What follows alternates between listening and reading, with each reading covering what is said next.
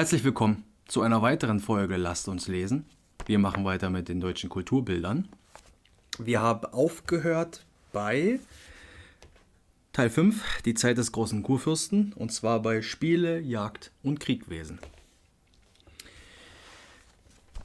Bild 115. Segelwagen. Der Segelwagen ist eine zuerst im 16. Jahrhundert auftauchende technische Erfindung, die die Kraft des Windes dem Fahren auf dem Lande nutzbar machen wollte durch ein auf den Rädergestell gesetztes Segelschiff. Dieser Luftwagen, nur zur Fahrten am Ufer benutzbar, war mehr eine fürstliche Liebhaberei. Praktische Verwertung hat das gleiche Prinzip erst bei den auf Kufen laufenden Segelschlitten erlangt. Ich glaube sogar an der Nordsee, auf den Schlick, der da ist, wenn die Ebbe kommt, hat ein ähnliches Prinzip gehabt. Da hatte man einen Schlickwagen gehabt, der läuft auch mit Wind. Da oben ist ja ständig eine steife Brise. Und dann ist man halt über den Schlick hinüber geschossen und von einer Insel zur nächsten. Gut. Nächstes Bild. Bild 116. Festung Groß Friedrichsburg. Den ersten Kolonialbesitz des brandenburgisch-preußischen Staates begründete der große Kurfürst. In seinen Auftrag erwarb Meyer von den groben Lande an der afrikanischen Guinea-Küste, hisste hier die brandenburgische Flagge und legte die Festung Groß Friedrichsburg an. Leider wurde diese Besitzungen schon 1717 wieder an die Westindische Kompanie veräußert. Bild 117. Sauhatz. Die Hatz, auf Schwarzwild, neben den Elch noch das einzige Überbleibsel aus grauer Vorzeit, ist ein uraltes Jagdvergnügen. Schon die alten Germanen jagten den wilden Eber, und heute, wo Wölfe und Bären in deutschen Revieren kaum mehr anzutreffen sind, ist die Sauhatz neben der Hirschjagd noch die einzige Jagd auf Großwild. Im Kampf Mann gegen Tier ist noch die Saufeder, der Spieß, im Gebrauch. Bild 118. Golfspiel. Das Rasenbeispiel, das nach dem im Holländischen Kolf gleich Kolben genannte Schlagstock so heißt, blickt auf eine sehr lange Entwicklung zurück. In Persien war es bereits bekannt und in Frankreich, den Niederlanden und England war es schon im 16. Jahrhundert ein beliebtes Spiel. In Deutschland, wo es bisher als Luxus galt, versucht man heute das Golf mehr als Volkssport einzuführen. Bild 119. Tierzwinger. Viele erleben in Dresdner Zwinger die schöne alte Kultur, ohne zu wissen, welche rohen Anlässe solche Bauten einst dienten. Wehrlose Hasen, Füchse, Hirsche wurden auf den Binnenhof gejagt, von jagdeifrigen Kavalieren zum Ergötzen der schaulustigen Galerie mit Degen oder Pistole abgeschlachtet oder wehrhaftige Tiere aufeinander gehetzt, bis sie sich zerfleischten. So wenig empfand man die grausame Unnatur. Bild 120. Fischen und Angeln. Die Fischereigerechtsame, das heißt die Berechtigung zum freien Fischfang, gehört seit dem Mittelalter zu den Privilegien des freien Grundbesitzers, der sie oft nur benutzte, um den eigenen Fischbedarf zu decken. Zum Fischereirecht gehörte auch das Erlegen von Fischottern, Reihern und Adlern. Gegen Raubbau in der Fischerei sind jetzt besondere Fischschutzgebiete eingerichtet worden. Ja, auch sehr wichtig. Heutzutage werden die Fische ja außerhalb gezüchtet und dann reingelassen, und es kommt nicht selten vor, dass der eine oder andere bei Nacht- und Nebelaktionen mit dem Schleppnetz einfach mal durch so einen Teich zieht und alles, was essbar ist, da rauszieht. Das meinen die halt mit Raubfischen. Heutzutage gibt es ja noch, ich glaube, das nennt man Fischpuff oder Lachspuff, Zanderpuff, keine Ahnung, setzt einen Fisch und dann Puff. Dort kann man dann gegen einen kleinen Obolus seine bis zu 3 Angeln nehmen und dort dann richtig angeln.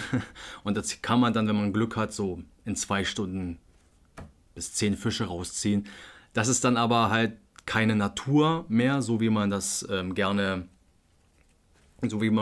haben möchte in der freien Naturangeln, sondern das sind extra dafür gezüchtete Fische, die nur für diesen Zweck gefangen wird. Anstatt sie zu kaufen, bezahlt man das und dann ist eben das Fischerglück, wie viel man halt rauszieht. Wieso fällt mir das nicht ein? Egal.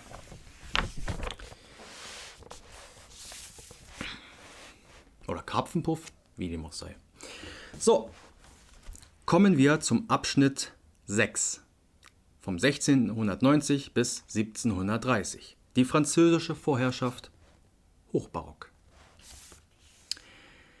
Die spanische Vorherrschaft in Europa währt rund ein Jahrhundert, von der Mitte des 16. bis zur Mitte des 17. Jahrhunderts. Sie wurde gebrochen, als der junge Ludwig XIV. Von Frankreich nach dem Tode des allmächtigen Ministers und Mitregenten seiner Mutter, des Kardinals Mazarin, die Zügel der Regierung selbst in die Hand nahm. An die Stelle Spaniens trat jetzt Frankreich, dessen Vormachtstellung eigentlich erst mit dem Sturze Napoleons ein Ende fand. Französische Sitte, französische Sprache und Dichtkunst, Baukunst und Innenarchitektur wurden tonangebend für das übrige Europa.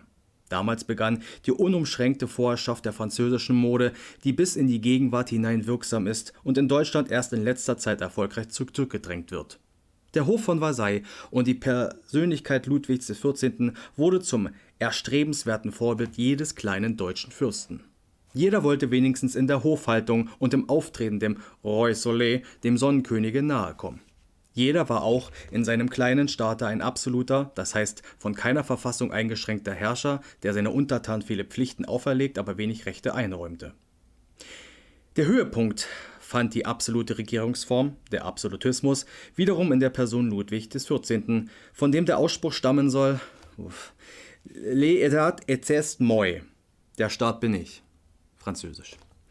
Preußen schritt, nachdem der große Kurfürst den preußischen Staat begründet und befestigt hatte, auf dem Weg zur Großmacht weiter. Nach außen hin kam dies vor allem darin zum Ausdruck, dass sein Sohn Friedrich die Königswürde erwarb und im Jahre 1701 sich im Königsbett die preußische Krone aufs Haupt setzte. Um der neue Würde den entsprechenden äußeren Rahmen zu geben, ließ Friedrich von dem genialen Baumeister Andreas Schlüter die alte Kurfürstenburg an der Spree zu einem prächtigen Königsschloss erweitern, das noch heute eines der schönsten Bauwerke Deutschland ist. Und seinem Vater setzte er durch denselben Künstler das unvergängliche Ritterdenkmal auf der Schlossbrücke zu Berlin. Er gründete hier die Akademie der Künste und die Akademie der Wissenschaften, deren erster Präsident der berühmte Philosoph, Mathematiker und Staatsmann Gottfried Wilhelm Leibniz wurde. Die Löcher, die seine Prunkliebe in den Staatssäckel riss, stopfte sein Sohn Friedrich Wilhelm I. durch sparsame Hofhaltung und strenge Regelung des Finanzwesens wieder zu. Dieser, der Soldatenkönig, wurde der eigentliche Schöpfer des preußischen Heeres, mit dem der Sohn Friedrich der Große es wagen konnte, seine siegreiche Schlachten zu schlagen. Der durch seine sparsam nahezu berüchtigte König erblickte in dem französischen Hof bestimmt nicht das nachahmenswerte Ideal. Aus seiner Regierungszeit findet in Preußen keine großen Kunstwerke auf uns zugekommen. Auf seine Regierungszeit sind in Preußen keine großen Kunstwerke auf uns gekommen. Anders in den zahlreich übrigen Staaten, die damals im Deutschen Reich kaum noch zu überblicken waren. Die Kurfürsten von Sachsen. Der Kurfürst von Sachsen, August der Starke, der inzwischen auch die Königskrone von Polen erworben hatte, stattete seine Hauptstadt Dresden mit prächtigen Anlagen und Kunstdenkmälern aus. Damals entstand der sogenannte Zwinger, von Pöpelmann geschaffen, als festlicher Rahmen für die Belustigung der Hofgesellschaft. Die geistlichen Kurfürsten, Erzbischöfe und Bischöfe, an Macht ebenso uneingeschränkt wie die weltlichen, ließen sich prunkvolle Schlösser erbauen. Klöster wurden prächtiger wiederhergestellt, Wallfahrtskirchen und Kapellen neu errichtet. Der Adel und die wohlhabenden Bürger wollten auch nicht zurückstehen. Jagdschlösschen und Stadtpaläste entstanden. Die Baukunst und die Bildhauerkunst, die häufig im Dienste der Ersteren stand, erreichten im Hochbarock eine neue Blüte in Deutschland, während die anderen Künste noch hinter ihnen zurückblieben. Auch die Kaiserstadt Wien schmückte sich nach dem durch das Feldherrntalent des Prinzen Eugen siegreich beendeten Türkenkriegen mit herrlichen Bauten der großen Barockarchitekten Fischer von Erlach, Lukas von Hildebrand und anderen Meistern.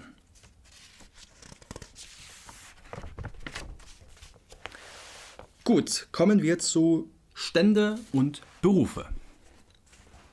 Bild 121. Stellmacherei. Der Stellmacher, der in Süddeutschland auf Wagner heißt, fertigte alle aus Holz gearbeiteten Teile des Wagens oft auch diesen selbst an. Die Wagen hatten damals noch keine Federung, sondern waren in Ledergurten an hölzernen Haltern aufgehängt. Der schlechte Zustand der steinigen Straßen und das holprige Straßenpflaster der Städte machte oft eine Wagenreparatur notwendig. Bild 122. Miederschneiderei. Das Schneidereihandwerk wie das Putz- und Perückenmachergewerbe waren seit dem Aufkommen des höfischen Etikette und französische Modediktatur unter Ludwig XIV. Zu hoher Bedeutung gelangt. Jeder Teil des Kostüms verlangte ein sicheres Können, besonders die komplizierten Frauentracht.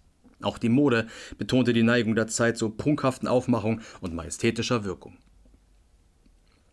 Bild 123. Baumeister. Im Hochbarock begann in Deutschland eine neue Blütezeit der Architektur. Weltliche und geistliche Fürsten bauten sich prächtige Schlösser mit geschwungenen Treppenhäusern und Festsälen, von Baumeistern mit figürlichem Schmuck und üppigen Ornamenten prächtig ausgestattet. Die Neigung der Zeit zum Großartigen und Festlichen kommt gerade in der Baukunst besonders zum Ausdruck. Bild 124. Tabakhändlerin.